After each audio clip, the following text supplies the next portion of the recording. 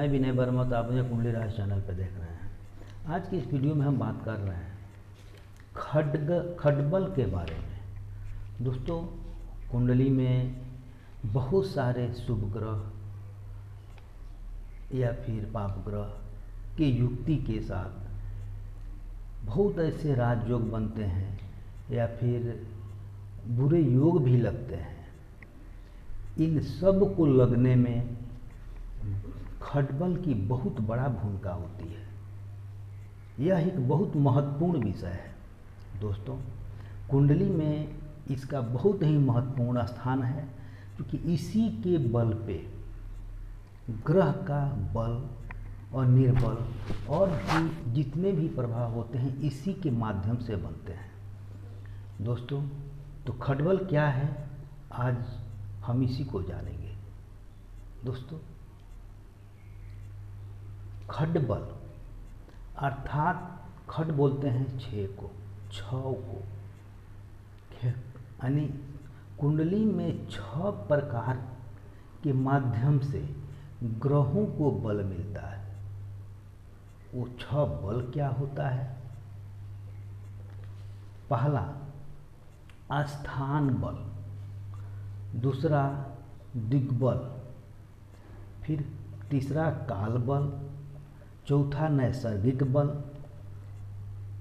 पांचवा दृग्बल और छठा चेष्टा बल। यह 6 प्रकार का बल ग्रहों को प्राप्त होता है। तो अब हम थोड़ा बात करेंगे कि आस्थान बल कैसे प्राप्त होता है, वो हम जानते हैं। दोस्तों, आस्थान बल कुंडली में ग्रहों को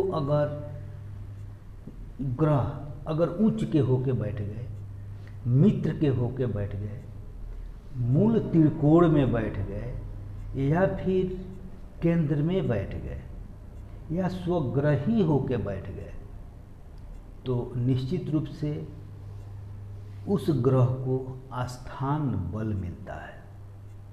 क्योंकि जहाँ बैठते हैं, जहाँ ग्रह बैठ जाते हैं, जिस भाव में, जिस स्थान में, तो यही उसका बल होता है। तो इसको बोलते हैं आस्थान बल। दूसरा होता है आस्थान बल के बारे में अगर ये देखें तो ये बैठेंगे तो इसका बल तो मिलेगा, इसके साथ ही शुक्र एवं चंद्रमा जल तत्व है और भूमि तत्व, शुक्र और चंद्रमा जल तत्व और भूमि तत्व में अगर बैठते हैं तो भी आस्थान बल मिलता है। इसके अलावा सूर्य, मंगल, गुरु और शनि, यह 4 ग्रह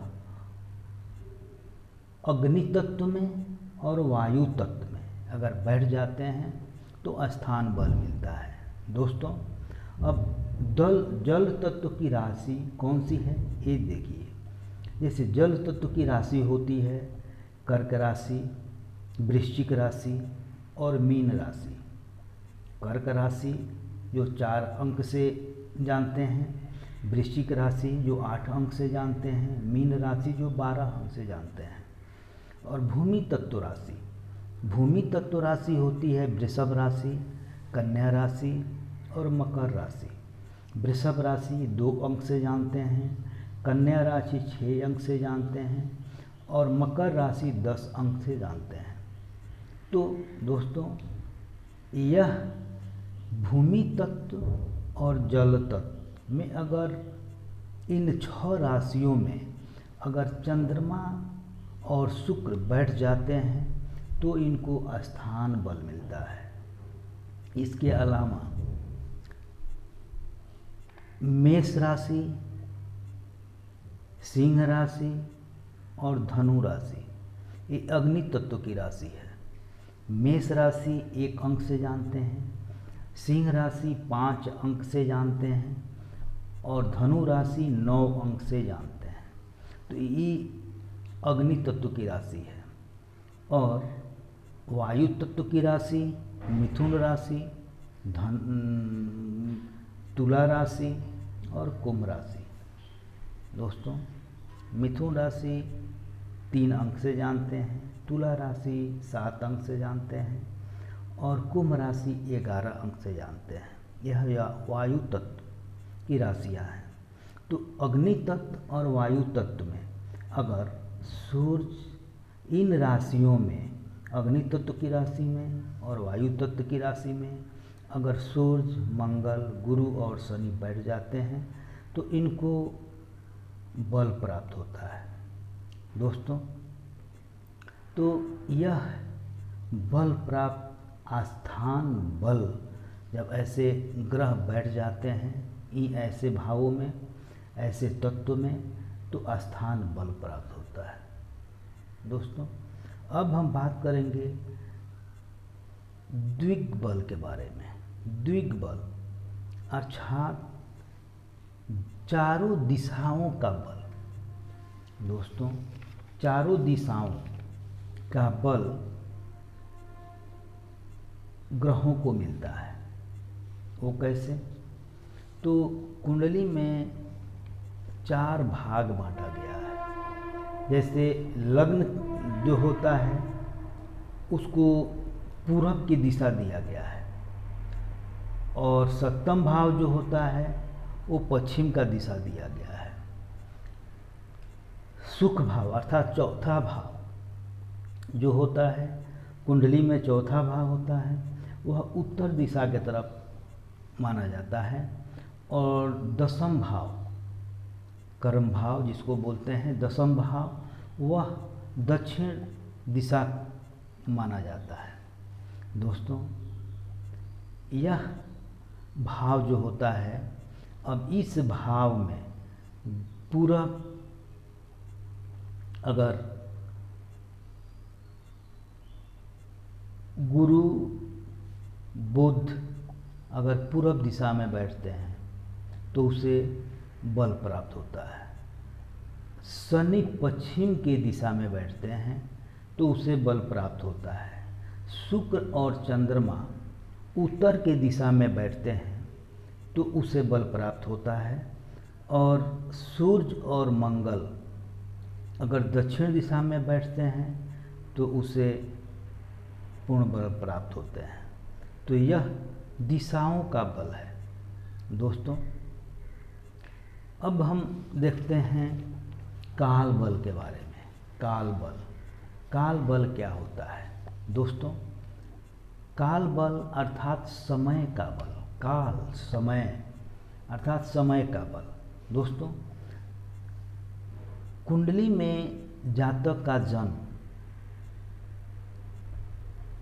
कब होता है, दिन में या रात में? जो समय होता है उसी के आधार पे इसको गणना किया जाता है। तो दोस्तों जातक की कुंडली, जन्म कुंडली में जातक का जन्म और जन्म कुंडली में सूर्य, शुक्र, गुरु, इनको दिन का बल प्राप्त होता है। शुक्र को, गुरु को और सूर्य को, इनको दिन का बल प्राप्त होता है।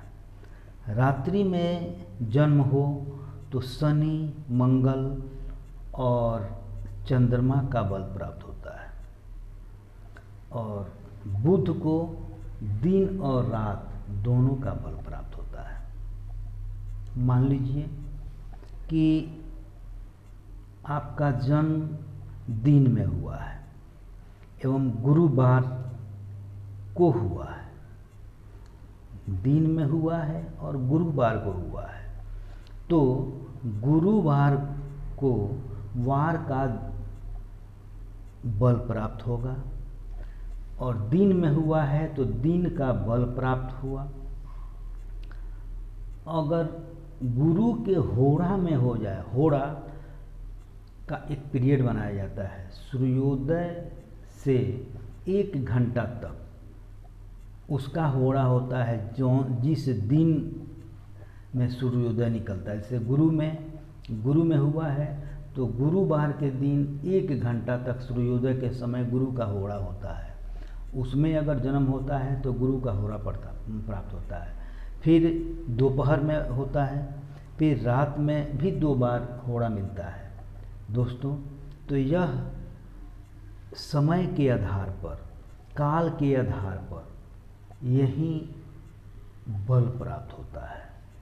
दोस्तों, इसके अलावा अगर गुरु को काल बल प्राप्त हो जाएगा जब समय, दिन और होरा की गणना की जाती है इसके माध्यम से, तो उसमें उस ग्रह का बल प्राप्त होता है। बल प्राप्त निश्चित रूप से ये समझ जाइए कि दिन में अगर दिन में होता है जन्म तो शुक्र, गुरु और सूर्य को बल प्राप्त होता है।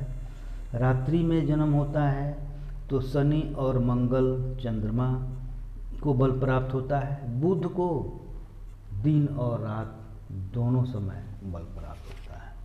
दोस्तों, अब हम बात करेंगे नैसर्गिक बल के बारे में। नैसर्गिक बल, ग्रहों को नैसर्गिक बल प्राप्त है। देखिए, जैसे शनि जितना बलवान है उससे अधिक बली मंगल को माना गया है। मंगल से अधिक बली बुध को माना गया है। बुध से अधिक बली गुरु को माना गया है। गुरु से भी अधिक बली शुक्र को माना गया है। और शुक्र से भी अधिक बली चंद्रमा को माना गया है। और चंद्रमा से भी अधिक बली सूर्य को माना गया है। अर्थात कुंडली में सूर्य सर्वाधिक बली होते हैं। इसलिए सूर्य को, चाहे लग्न कुछ भी हो, आपका लग्न चाहे जो कुछ भी हो, सूर्य को जरूर बल देना चाहिए, क्योंकि सूर्य आत्मा है। आत्मा को बल मिलना चाहिए, तभी अच्छा होता है। किसी भी प्रकार से आपकी हर यश प्राप्त करने के लिए वह आप हैं। इसलिए लग्न तो मजबूत हो ही, सूर्य का भी बलवान होना जरूरी होता है, क्योंकि सूर्य को नैसर्गिक बल सभी ग्रहों में सबसे अधिक प्राप्त होता है, क्योंकि सूर्य सभी ग्रहों का राजा होता है। दोस्तों, इसके अलावा चंद्रमा दक्षिणायन में अधिक बलवान होता है। चंद्रमा दक्षिण में यानी दक्षिणायन में अधिक बलवान होता है और सूर्य उत्तरायण में अधिक बलवान होता है। तो यह सूर्य और चंद्रमा के बलवान या और ग्रहों का बलवान होने का नियम है। दोस्तों, इसके अलावा होता है दृग्बल अर्थात दृष्टि का बल।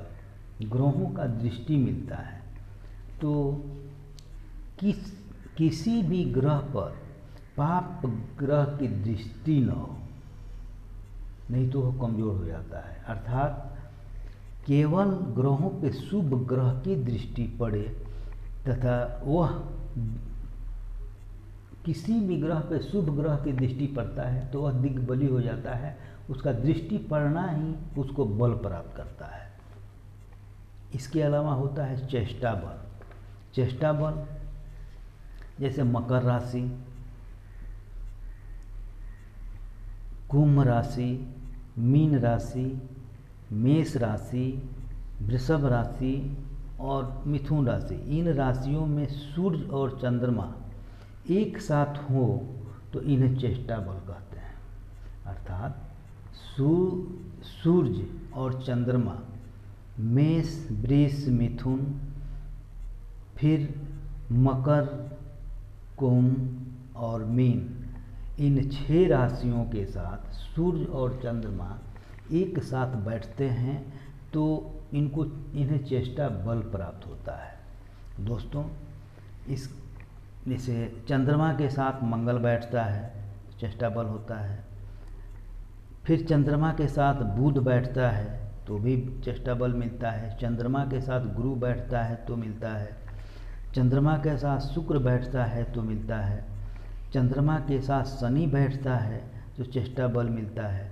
दोस्तों, अब आपके मन में एक ख्याल आएंगे कि चंद्रमा के साथ शनि बैठता है तो विष योग लगता है। शनि, इसके अलावा सूर्य के साथ चंद्रमा होता है तो उसमें भी अमावस का दोष लगता है। लेकिन दोस्तों ज़रा आप विचार कीजिए कि कितना भी आपके कुंडली में पाप ग्रह, पाप योग बैठ जाते हैं तो समय के अनुसार आपको अच्छे विचारों का, अच्छे अनुभव प्राप्त होते हैं, सब कुछ आपका अच्छा होता चला जाता है। फिर एक समय आता है कि आपके साथ कुछ परेशानी उत्पन्न हो जाती है, तो कुंडली में ग्रह जो बैठे हैं वो तो बैठा ही रहता है, वो बदलता नहीं है। लेकिन उसके बावजूद भी आप के साथ कभी अच्छा होता है तो कभी बुरा होता है। तो दोस्तों यही विचार करने की बात है और यही चेष्टा बल होता है। ग्रह तो बैठे ही रहेंगे, लेकिन फिर भी जब किसी ग्रह को बल प्राप्त होगा चेष्टा बल के माध्यम से तो आपको लाभ पहुंचाएगा। दोस्तों आज मेरा विचार ग्रहों में बल कैसे प्राप्त होता है उस चीज़ को मैं बतलाया। जब बल प्राप्त होता है तो ही कुंडली में शुभ योग बनते हैं।